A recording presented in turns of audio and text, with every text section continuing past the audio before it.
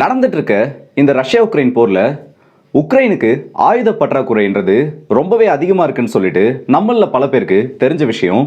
அடுத்த உதவிகள்ன்றது அமெரிக்கா கிட்ட இருந்து வரப்போகுதுன்றதும் தெரிஞ்ச ஒரு விஷயம்தான். ஆனால் இந்த அமெரிக்காவோட உதவிகள் எப்போ வரும், எப்படி வரும், எவ்வளோ நாள் ஆகுன்றது இன்னமும் யாராலையும் தெளிவாக சொல்லப்படலை.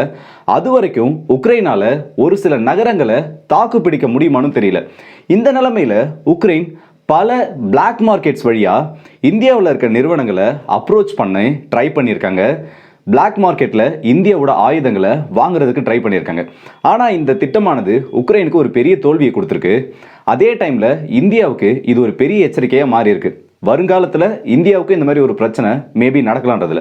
அப்படி இந்த விஷயம் எப்படி நடந்துச்சு, உண்மையிலே உக்ரைனுக்கு ஆயுத பற்றாக்குறை இருக்கா, அதுக்கு எதிராக ரஷ்யா என்ன மாதிரி வேலைகளை பண்ணிட்டு இருக்காங்க, இது எல்லாத்தையுமே இந்த வீடியோவில் டீட்டெயிலாக பார்த்துலாம். ஸோ வாங்க வீடியோக்குள்ள போயிடலாம். நான் உங்கள் எல்லாருக்கே தமிழ் கிருஷ்ணன் வழங்கும் டிபி ட்ரெண்டிங்ஸ்.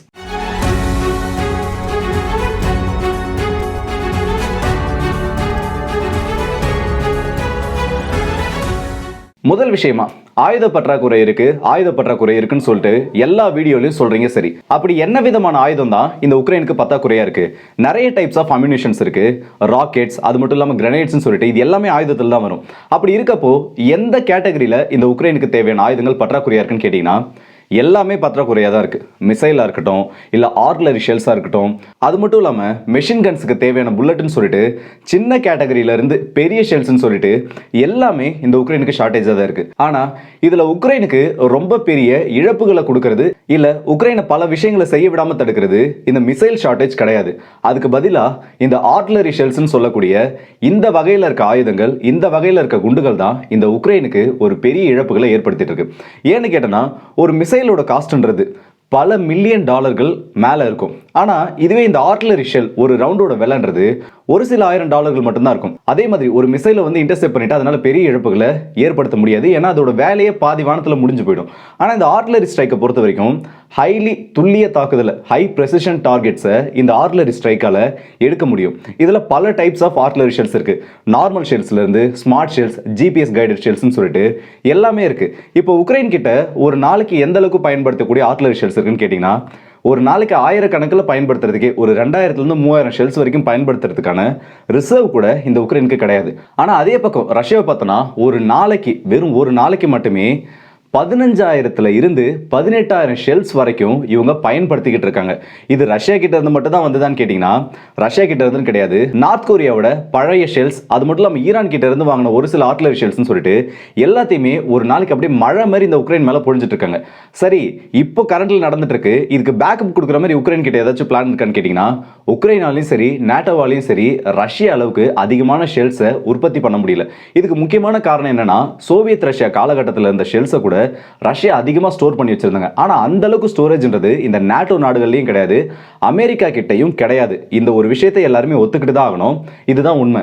ஒரு மாசத்துக்கு 2,50,000 ஷெல்ஸ்ல இருந்து 3.2 லட்சம் ஷெல்ஸ் வரைக்கும் ரஷ்யாவோட நிறுவனங்கள் இப்போ உருவாக்கிட்டு இருக்காங்க கரண்டா. இது ஒரு வருஷத்துக்குன்னு பார்த்தோன்னா மில்லியன் கணக்கில் போகும். அந்த அளவுக்கு அதிகமான ஷெல்ஸை ரஷ்யா உருவாக்கிட்டு இருக்காங்க.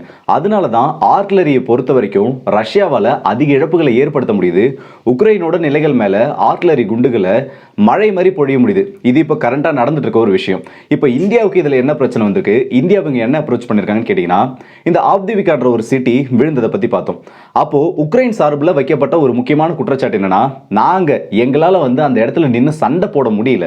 ஏன்னா எங்களுக்கு தேவையான ஆயுதங்களை இந்த வெஸ்டர்ன் கண்ட்ரிஸ் கொடுக்காதனால எங்க கண்ணெதிர ரஷ்யன் சோல்ஜர்ஸ் முன்னேறி வராங்க. அவங்கள தடுத்து நிறுத்தத்துக்கு எங்ககிட்ட ஆயுதங்கள் இல்லாமல் அவங்கள நோக்கி எங்களால் சுடக்கூட முடியாமல் நாங்கள் பின்னோக்கி ஓடி வந்தோம்னு சொல்லிட்டு பல சோல்ஜர்ஸ் அந்த பேட்டில் ஃப்ரண்ட்ல வச்சு வீடியோவா எடுத்து வெளியில விட்டாங்க.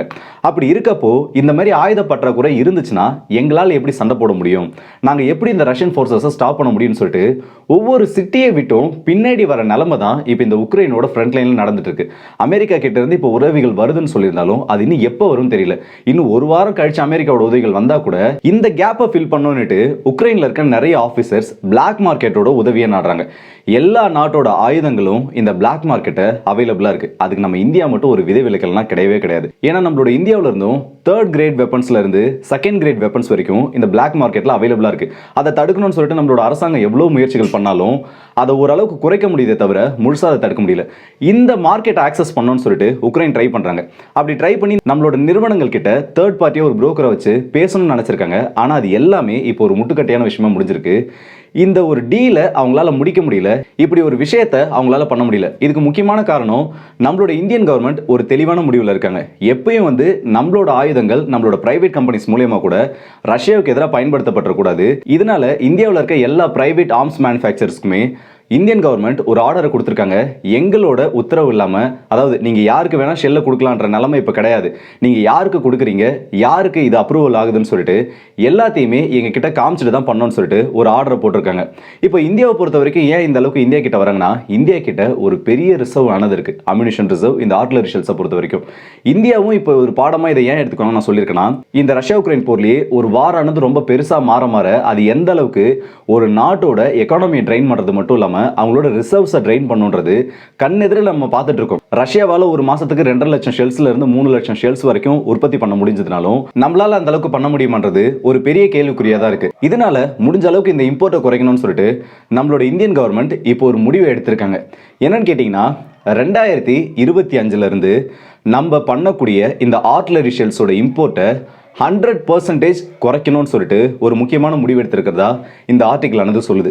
ஏன்னு கேட்டீங்கன்னா, 2016க்கு அப்புறமா பிரைவேட் கம்பெனிஸ் கூட இந்த வகையான ஆயுதங்களை உற்பத்தி பண்ணி இந்தியாவுக்கு கொடுக்கலாம்னு சொல்லிட்டு ஒரு அறிவிப்பு வந்ததுக்கு அப்புறமா நம்மளோட இந்தியாவுக்கு தேவையான ஷெல்ஸை உற்பத்தி பண்ணிட்டு இருக்காங்க. ஆனா இதுல நம்ம ரொம்பவே முக்கியமா கவனிக்கக்கூடிய ஒரு விஷயம் என்னன்னா, இந்த ஷெல்ஸ் ஆனது இந்தியாவுக்கு மட்டும் கொடுக்க மாட்டாங்க, வெளிநாடுகளுக்கு எக்ஸ்போர்ட் பண்ணலாம். இப்போ அமெரிக்காவில் இருக்க நிறுவனங்களும் இதே தான் பண்ணிட்டு இருந்தாங்க. அமெரிக்காவுக்கு தேவையான ஆயுதங்களை கொடுக்கறது, இல்ல அமெரிக்காவுக்கு நட்பு நாடுகளுக்கு ஆயுதத்தை கொடுக்கறதுன்னு சொல்லிட்டு. அதே மாதிரி ஒரு நிலைமை இந்த பிரைவேட் கம்பெனிஸை கண்டுக்காம விட்டுட்டா இந்தியாவுக்கும் வரதுக்கான வாய்ப்பு இருக்கு. ஸோ இதில் நிறைய நெறிகாட்டு வழிமுறைகளை கொண்டு வரணும். இப்போ இந்தியாவை பொறுத்த வரைக்கும் அதானி குரூப்ஸ், கல்யாணி குரூப்ஸ்னு சொல்லிட்டு 2 முக்கியமான நிறுவனங்கள் தான் இந்த ஆர்ம்ஸ் மேனுஃபேக்சரிங் ரேஸ்ல டாப்ல இருக்காங்க. இந்த 2 நிறுவனங்களை பத்தி உங்கள நிறைய பேருக்கு தெரிஞ்சிருக்கும். இந்த நிறுவனங்களை கவர்மெண்டோட கண்ட்ரோல்குள்ள வைக்கணும். அந்த நிறுவனங்கள் சொல்றத கவர்மெண்ட் கேட்கக்கூடாது. அப்படி இருந்தா மட்டும்தான் நம்மளோட இந்தியாவால ஒரு ஸ்டாண்டர்டான இடத்துல இருக்க முடியும். இம்போர்ட்டை பொறுத்த வரைக்கும் இப்போ நம்ம இந்தியாவை பொறுத்த வரைக்கும் நம்ம உற்பத்தி பண்ற இந்த ஷெல்ஸோட அளவு பார்த்தோன்னா, உலக உற்பத்தி ஒட்டு மொத்தத்தில் வெறும் 1% கூட கிடையாது ஆர்ட்லரி ஷெல்ஸ்ன்றது.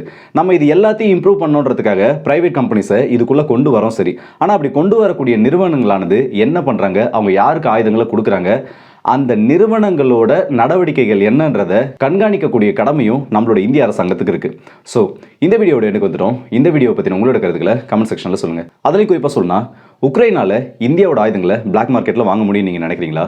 இந்த டிஃபென்ஸ் செக்டாரில் இருக்கக்கூடிய பிரைவேட் கம்பெனிஸை பற்றி நீங்கள் என்ன நினைக்கிறீங்க கமெண்ட் செக்ஷனில் சொல்லுங்கள். அடுத்த வீடியோ சந்திப்போம். அதுவரை உங்களிடம் விடைபெறுவது உங்கள் ஆர்கே.